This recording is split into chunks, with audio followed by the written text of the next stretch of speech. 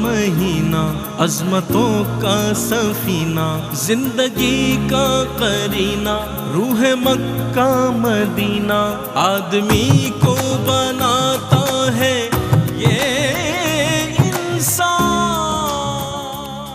ناظرین، آپ کا خیر مقدم ہے۔ علم و علماء کی محفل سجی ہوئی ہے اور آج 15واں انشاءاللہ ہم روزہ اختیار کریں گے، اور آج کی تاریخ جو منسوب ہے وہ اہل بیت رسول صلی اللہ علیہ وآلہ وسلم میں ایک بہت عظیم ہستی کے نام سے ہے، جن کا نام نامی اسم گرامی حضرت امام حسن مجتبی رضی اللہ تعالیٰ عنہ ہے۔ اور وہ ہستی ہیں کہ ہجرت مدینہ کے بعد خانوادہ رسول صلی اللہ علیہ وآلہ وسلم کو جو پہلی خوشی نصیب ہوئی وہ آپ کی ولادت باسعادت ہے، اور اس کے بعد ظاہر ہے تمام قبائل نے آ کے سرکار علیہ الصلوۃ والسلام کی بارگاہ میں مبارکبادیں پیش کی، اور خانوادہ رسالت میں خوشی کی لہر دوڑ گئی۔ آئیے ان کی بارگاہ میں چند اشعار حضرت پیرزادہ سید خالد حسن رضوی الکرمانی صاحب قبلہ کے اشعار ہیں۔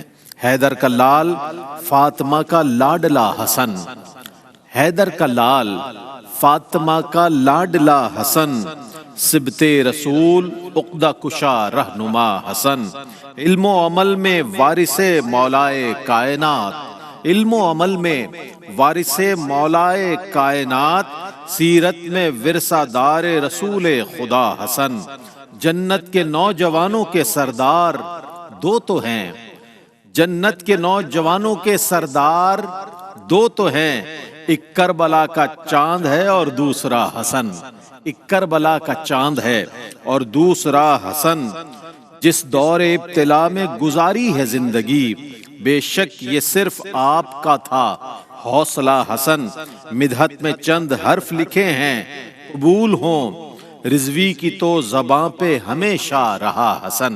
ناظرین محترم، امام حسن رضی اللہ تعالیٰ عنہ کے حوالے سے آج آپ کے فضائل و مناقب، آپ کی سیرت مبارکہ اور آپ کے فضائل و کمالات اور آپ کے زہد و تقوی اور تمام زندگی کے پہلوؤں کو اس لیے شامل کیا جا رہا ہے کہ ہمیں بھی اس ذکر کی برکت سے اللہ تعالیٰ نعمتیں اور رحمت نازل فرمائے۔ ہمارے ساتھ موجود ہیں ممتاز و معروف عالم دین، ایک ایسے عالم دین ماشاءاللہ جو رحمت سحر کا ایک ایسا حصہ ہے کہ پوری دنیا میں رحمت سحر دیکھا جاتا ہے تو قبلہ مفتی محمد اکمل مدنی صاحب کا چہرہ اور آپ کی گفتگو کے ذریعے پہچانا جاتا ہے۔ تشریف فرمائے استاذ العلماء حضرت علامہ مفتی محمد اکمل مدنی صاحب۔ السلام علیکم ورحمۃ اللہ وبرکاتہ۔ وعلیکم السلام ورحمۃ اللہ۔ آپ کا مسکراتا ہوا چہرہ میں تازگی دے دیتا ہے ایک، اور انرجی دے دیتا ہے کہ ماشاءاللہ نگاہوں کا فرق محبت کی بات۔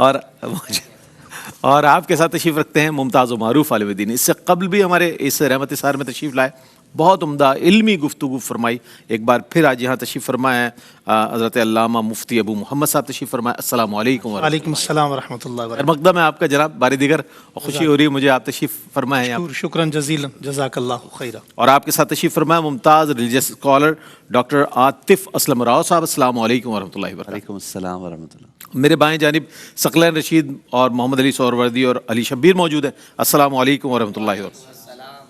اس سے قبل کہ ہم امام حسن رضی اللہ تعالیٰ عنہ کے حوالے سے بات کریں، ہم یہ چاہتے ہیں کہ قرآن کریم میں جو اہل بیت رسول صلی اللہ علیہ وآلہ وسلم کی شان و عظمت بیان ہوئی ہے، قبلہ مفتی صاحب اس پر کچھ روشنی ڈالیں تو پھر ہم آگے بڑھتے ہیں۔ اعوذ باللہ من الشیطان الرجیم، بسم اللہ الرحمن الرحیم۔ یہ آیت تطہیر بڑی معروف ہے۔ سورۃ الاحزاب میں اللہ تعالیٰ نے فرمایا کہ انما یرید اللہ لیذہب عنکم الرجس اہل البیت ویطہرکم تطہیرا۔ سبحان اللہ۔ محض اللہ تو یہی ارادہ رکھتا ہے کہ اہل بیت تم سے ہر قسم کی گندگی کو دور کر دے اور تمہیں خوب صاف ستھرا کر دے۔ اب پہلے بھی اس پہ ہماری گفتگو ہوئی تھی کہ جب کسی کو گندگی سے دور کر دیا جاتا ہے تو تطہیر تو لازم ہے، لیکن اس کے باوجود رب کریم نے اس کا اعادہ فرمایا، اس کی تکرار فرمائی، اور وَيُطَهِّرَكُمْ تَطْهِيرًا فرمایا۔ جو اہل علم ہے وہ جانتے ہیں کہ فعل کے بعد جب اسی کا مصدر آتا ہے تو اسے مفعول مطلق کہا جاتا ہے، اور اس کے 3 وجوہات ہوتی ہیں، جس میں سب سے پہلی تاکید ہوتی ہے کہ پہلے والے مضمون کو مزید مؤکد کرنا۔ تو آپ دیکھیں 3 طریقے سے یہاں پہ تطہیر کی طرف اشارہ ہے، پہلے رجس کو دور کرنے کے سلسلے میں، پھر یطہرکم سے ہے، اور پھر تطہیرا مصدر لا کر اور زیادہ پاکیزگی۔ اس کا مطلب ہے کہ ویسے تو قرآن پاک آپ سب جانتے ہیں کہ یہ قطعی ثبوت ہے، بعض اوقات قطعی دلالہ بھی ہوتا ہے، ظنی دلالہ بھی ہوتا ہے جیسے آیات معولہ، لیکن قطعی ثبوت ہونے میں تو کوئی شبہ نہیں ہے۔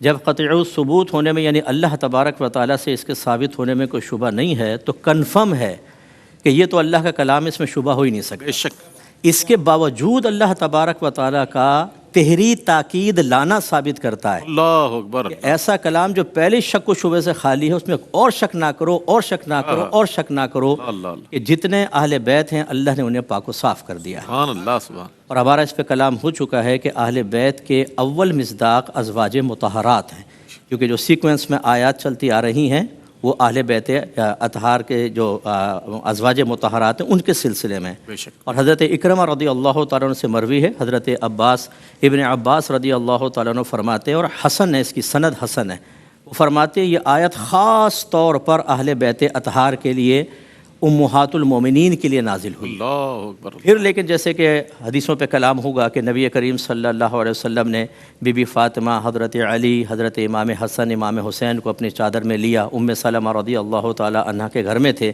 اور اللہ کی بارگاہ میں عرض کی، یا ربی ہؤلاء اہل بیتی، یہ میرے اہل بیت ہیں، اذہب عنہم الرجسا، ان سے گندگی کو، ہر قسم کی گندگی کو دور کر دے، وطہرہم تطہیرا، اور انہیں خوب پاکیزہ کر دے۔ اس کا مطلب ہے کہ ازواج مطہرات کے لیے تو نص قطعی سے ثابت ہوئی، اور ان نفوس قدسیہ کے لیے نص ظنی سے یہ بات ثابت ہوئی، اور جب نبی کریم صلی اللہ علیہ وسلم نے دعا فرما دی تو یقیناً بارگاہ الہی میں مقبول، ازواج مطہرات بھی ہر قسم کی گندگی سے پاک و صاف، اور یہ اہل بیت جو سرکار کی آل پاک اور حضرت علی رضی اللہ تعالیٰ عنہ سرکار سے نسبت رکھتے ہیں، یہ تمام نفوس قدسیہ بھی ہر قسم کی گندگی سے پاک و صاف ہے۔ کیا کہنا؟ اس کا مطلب یہ ایک آیت اگر دیکھی جائے، اس پہ غور کیا جائے، تو اہل بیت اطہار کی حفاظت کا وعدہ چونکہ اللہ نے فرمایا، لہٰذا خدا نہ خواستہ اگر کوئی کسی بھی چیز کی نسبت ان کی طرف کرتا ہے، کسی غلط چیز کی نسبت کرتا ہے، کسی کی طرف بھی کرتا ہے، میں ہمیشہ ایک بات، بس ایک منٹ آپ کو لوں گا، میں ہمیشہ عرض کرتا ہوں، دیکھیں اللہ تبارک و تعالیٰ قدیم، اس کی صفات بھی قدیم، بالکل اللہ تعالیٰ کا علم بھی قدیم، اس کا ارادہ بھی قدیم، اس کا کلام بھی قدیم۔ بے شک ابھی ازواج مطہرات عالم ارواح میں بھی نہیں آئی ہیں، اہل بیت اطہار دیگر جو حضرت علی، بی بی فاطمہ، حسن و حسین، یہ بھی عالم وجود میں بھی نہیں آئے ہیں، اللہ نے ازل سے اعلان فرما دیا، اللہ نے ان سے ہر قسم کی گندگی کو، سبحان اللہ، اور دوسرے مقام پہ فرمایا رضی اللہ عنہم ورضوا عنہ، اللہ ان سے راضی ہوا، وہ اللہ سے راضی ہوئے، جن سے اللہ ازل سے راضی ہے، ان کی پیدائش سے پہلے ان کے اوپر کوئی کسی غلط کام کی نسبت کر کے معاذ اللہ ثم معاذ اللہ ان پہ تنقید کرنا، یہ بدبختی کے علاوہ کچھ اور نہیں۔ جتنے میرے بھائی بہن دیکھ رہے ہیں، اس قسم کی چیزوں سے دور رہیں، اللہ نے ان کو ہر قسم کی گندگی سے پاک رکھا ہے، وعدہ فرمایا ہے، اور رضا کا بھی اعلان کر دیا ہے، لہٰذا راہ عافیت یہ ہے کہ حسن عقیدت قائم رکھی جائے اور جنت کا راستہ آسان کیا جائے۔ سبحان اللہ سبحان اللہ سبحان اللہ۔ اور علماء حضرات جب بیان فرماتے ہیں تو بالکل قرآن و حدیث کی روشنی میں بیانات فرماتے تاکہ ہمارے عقائد بھی درست رہیں، اور ان نفوس قدسیہ جنہیں اللہ رب کریم نے قرآن کریم میں جن کی تطہیر، جن کی پاکی بیان فرمائی ہے، چاہے وہ ازواج رسول صلی اللہ علیہ وآلہ وسلم ہو، چاہے خانوادہ رسول صلی اللہ علیہ وآلہ وسلم ہو، ان کی عزت، شان، عظمت ہمارے پیش نظر رہے کہ ان کی شان کے منافی کوئی حرف تو کیا، کوئی خیال بھی ذہن میں نہ آئے۔ اس اعتبار سے امام حسن رضی اللہ تعالیٰ عنہ آج ہمارا موضوع ہیں، تو اس اعتبار سے ان کا تعارف جو ہے ہم جاننا چاہیں گے۔ قبلہ مفتی ابو محمد صاحب سے میں چاہوں گا کچھ تعارف کے حوالے سے آپ کے پیش کیجیے۔ الحمدللہ رب المشرقین ورب المغربین والصلاة والسلام علی جد الحسن والحسین، اما بعد۔ بہت شکریہ آپ کا۔ میں تعارف سے پہلے حضرت قبلہ استاد العلماء مفتی محمد اکمل مدنی صاحب دامت برکاتہم القدسیہ کی موجودگی سے ایک فائدہ اٹھانا چاہوں گا۔ جی فرمائیے فرمائیے۔ اور میں یہ بات، چونکہ ابھی ہماری گفتگو ہونی ہے تو گفتگو سے پہلے میں یہ بات عرض کرتا چلا جاؤں کہ حضرات حسنین کریمین یہ کسی عام ہستی کے نواسے نہیں، یہ امام الانبیاء کے نواسے ہیں۔ اور اگر یہ بات میں کروں تو میرے حال میں بڑی حد تک حضرت اقدس مفتی صاحب اس بات کا اتفاق کریں گے کہ ہمارے ہاں حضرات حسنین کریمین کی زندگیاں بیان نہیں ہوتی، عمومی طور پہ یا تو ان کا بچپن بیان ہوتا ہے یا ان کی شہادت بیان ہوتی ہے۔ دیکھیے جب ہم ان کی زندگی پہ بات نہیں کریں گے تو زندگی سامنے کیسے آئے گی؟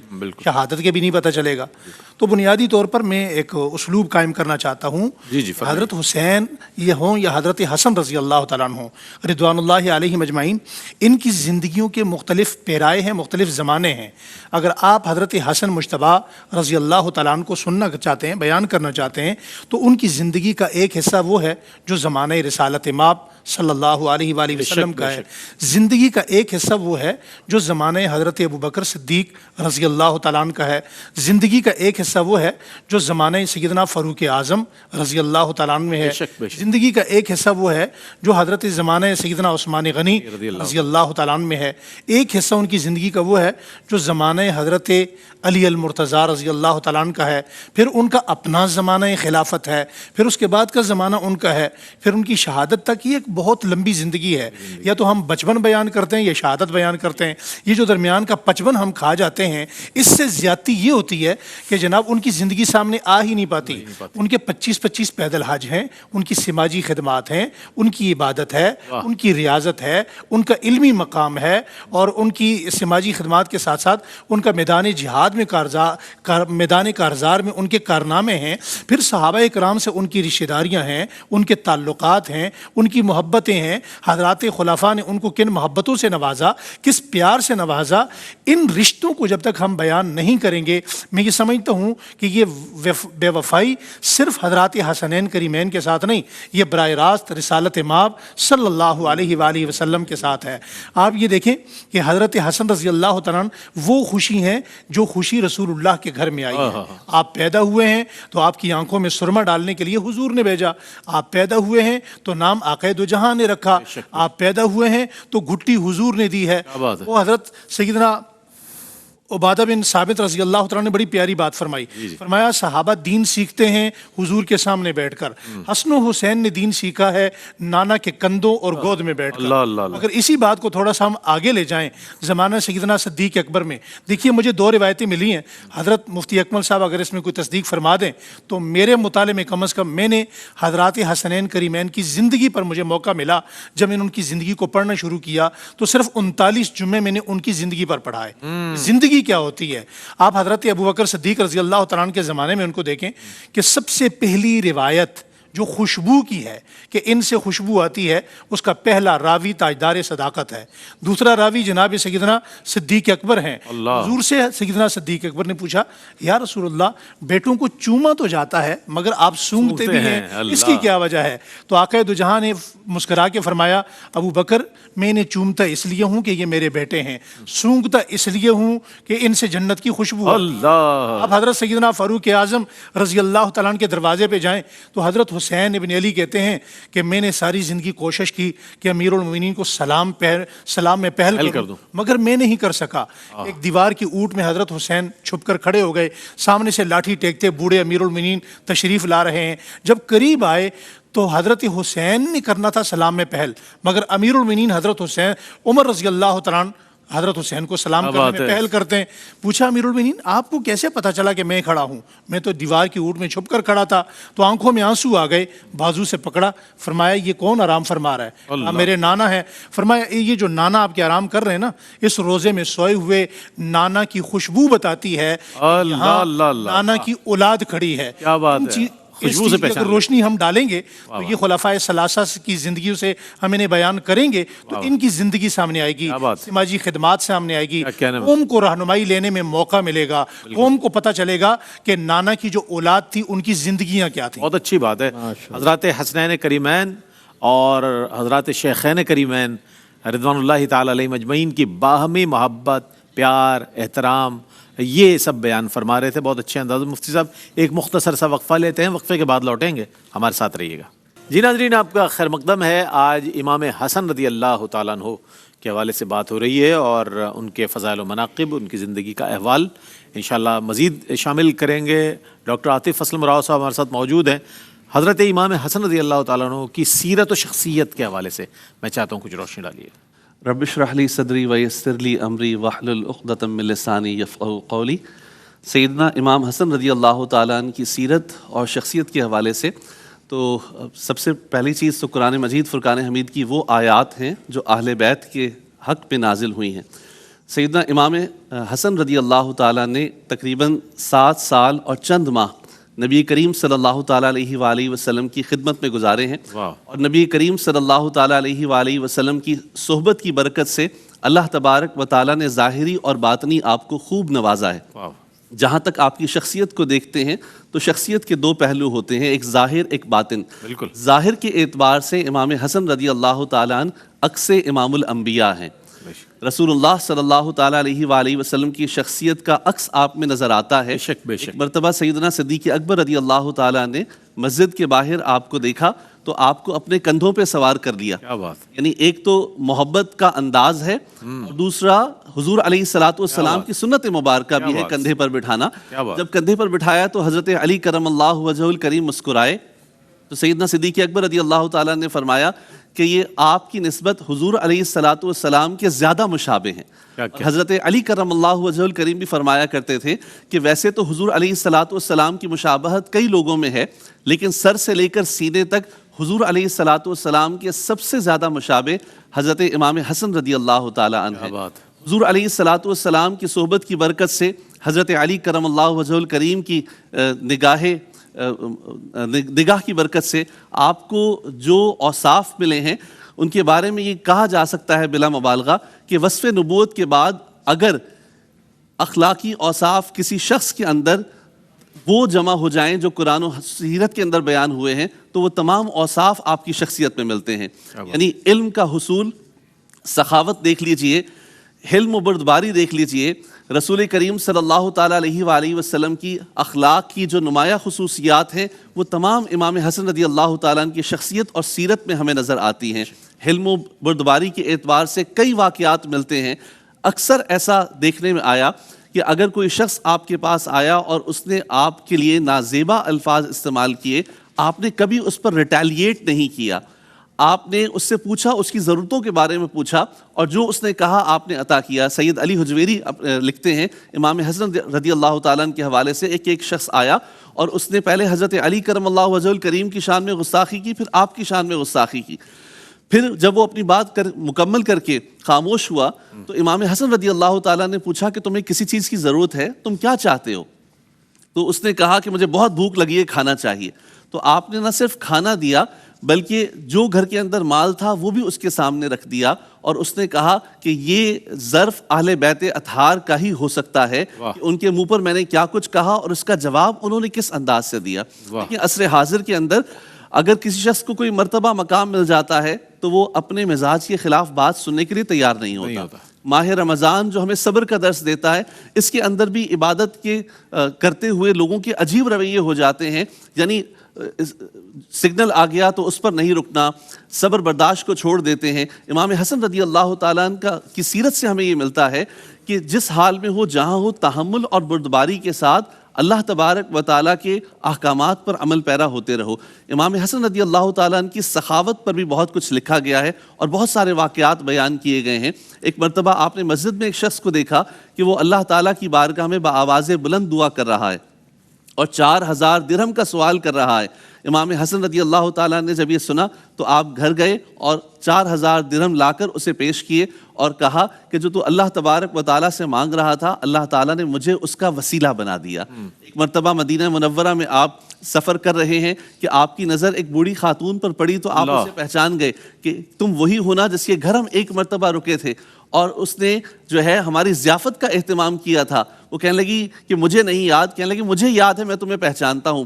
فوراً انہیں اپنے گھر لے گئے، ان بوڑھی خاتون کو ان کی ضیافت کا اہتمام کیا، 1000 بکریاں انہیں پیش کر دی۔ ایک مرتبہ ایک سائل مانگنے کے لیے آیا، آپ نے اس قدر اشرفیاں انہیں دی کہ وہ اٹھا نہیں سکتا تھا، تو آپ نے باقاعدہ 2 غلاموں سے کہا کہ انہیں اٹھا کر اس کے گھر تک پہنچاؤ اور اس کا جو خرچہ ہوگا وہ بھی میں دوں گا۔ امام حسن رضی اللہ تعالیٰ عنہ کی شخصیت کے بے شمار اوصاف ہیں جن پر بات کی جائے تو اس کے لیے وقت ہمارے پاس کم پڑ جائے گا۔ اللہ تبارک و تعالیٰ آپ پر کروڑوں رحمتوں کا نزول فرمائے۔ اس کو مزید کنٹینیو کریں گے، کلام شامل کر رہے ہیں، ہمارے چاروں شناخہ ماشاءاللہ موجود ہیں۔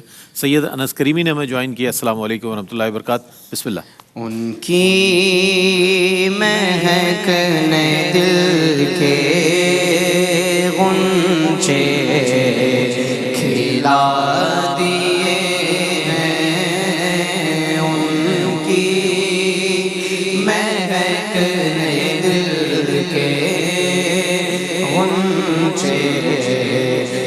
جلا دیے ہیں، جس راہ چل گئے ہیں، جس راہ چل گئے ہیں، کوچے بسا دیے ہیں، اور میرے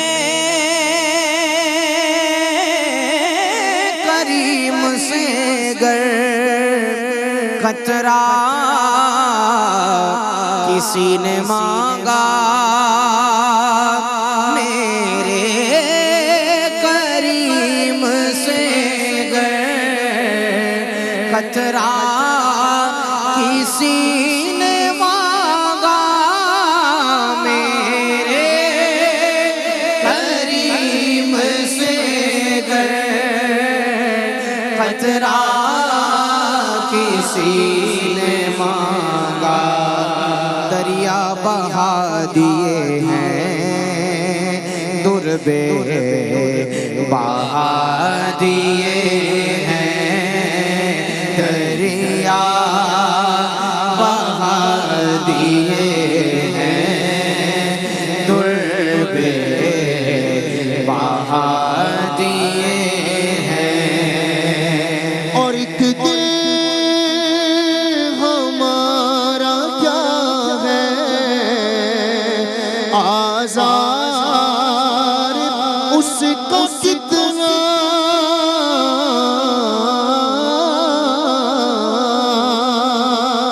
ایک دل ہمارا کیا ہے